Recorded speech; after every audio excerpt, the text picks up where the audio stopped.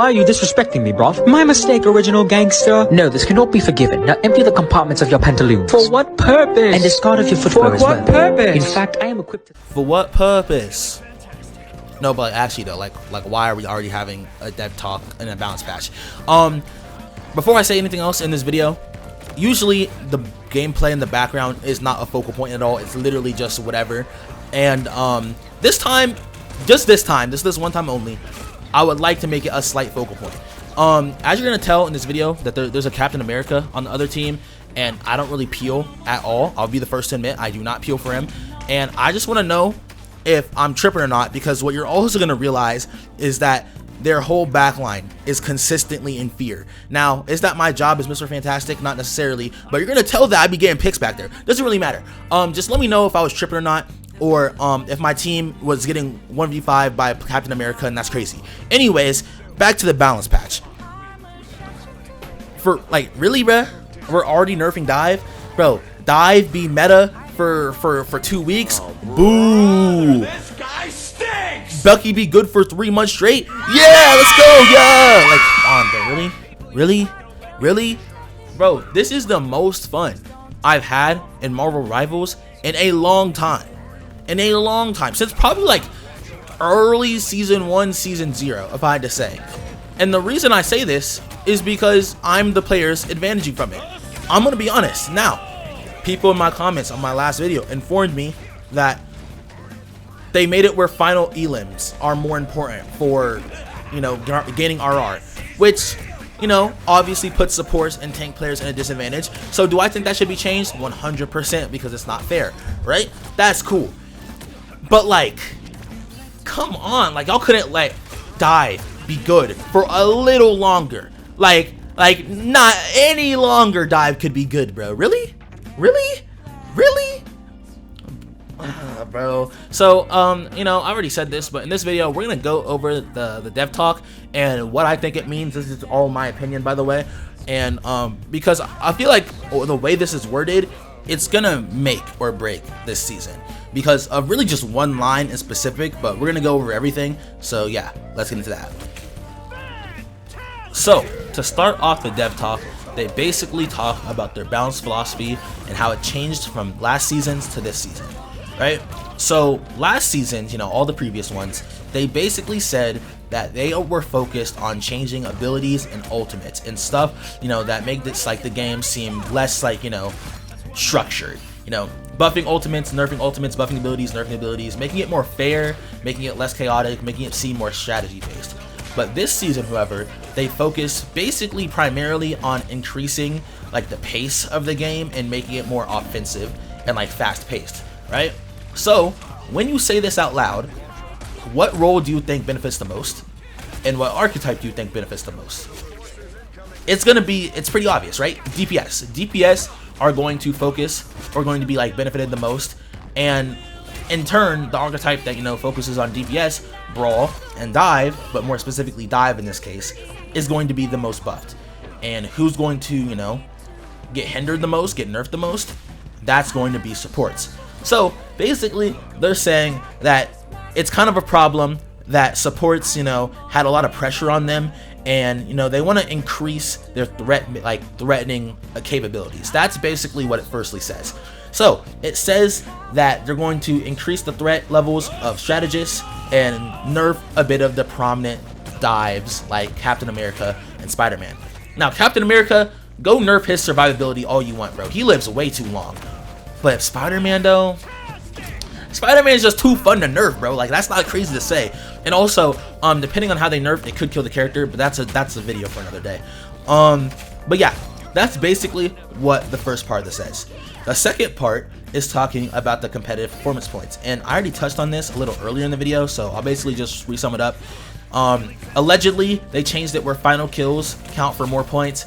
It hurts deep supports and tanks and gains DPS unfairly, so they're changing it to see, you know, make it more fair, right? Which, no, that's fair. That seems fair to me. So you might be noticing I left out one thing.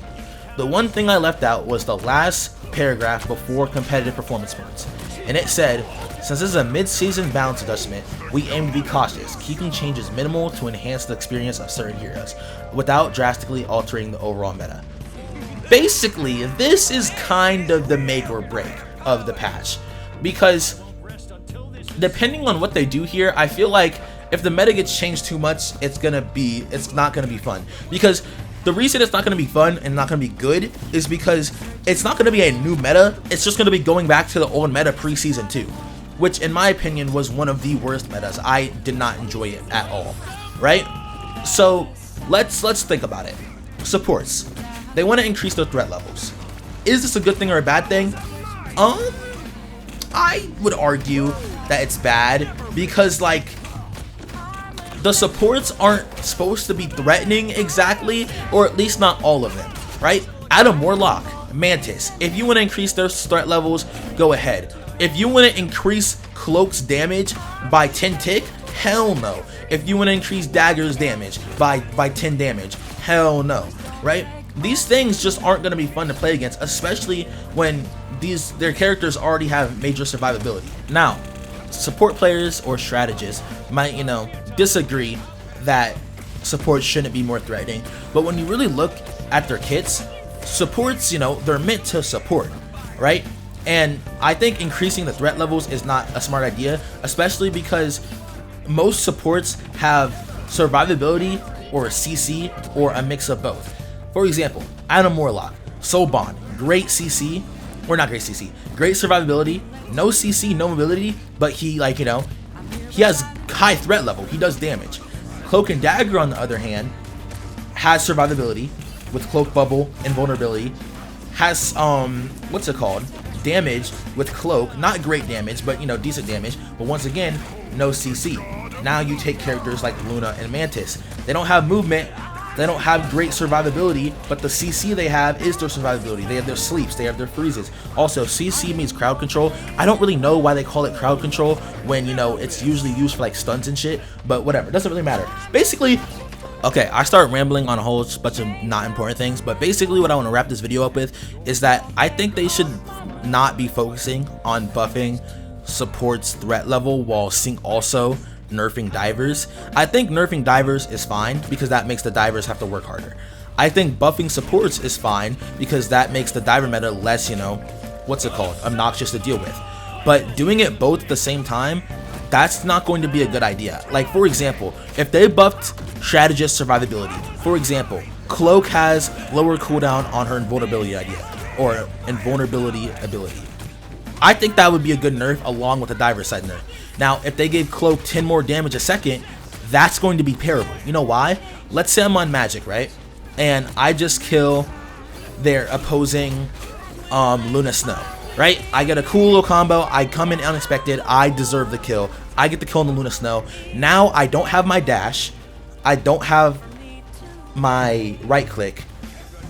I only have one portal, and that's it, right?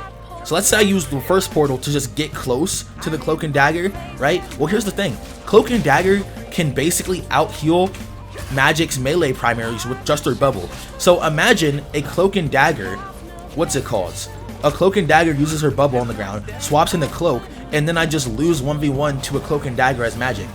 I don't really think it should be like that. You could say, okay, so what? The Cloak has to use her cooldowns versus your cooldowns? Well, yeah, I'm a DPS. I feel like, I should be able to beat a Cloak and Dagger with just my melee. And that could just sound crazy. Maybe Magic just ass, which she is, by the way. But I'm not making this up because this really happened. Basically what happened is I use portal, dash, right click to kill Luna Snow, right? I basically only have one portal. Dagger throws bubble on the ground, transforms into Cloak, and then she just left clicks me. And yes, I do win because eventually I get my cooldowns back, I get my right click back, and then she dies. But this wasn't a short fight because at first I was just swinging and meleeing, and she was almost out healing it, right? And let's say I miss one melee, now she completely out heals it. So, and I left the fight at 60 HP. Now imagine they increase the threat level, and now I lose that fight. That's why I don't think it's a good thing that they're increasing threat level. I agree with nerfing dive. I agree with buffing survivability on supports. Doing them both, buffing supports threatening capabilities and nerfing dive could make or break this season. And if it goes back to an annoying poking double shield meta that's so annoying, like I'm playing Overwatch, bro, holy, I'm going back to posting once every 2 weeks. Anyways, that's my opinions. Peace. Fuck, that snap was ass.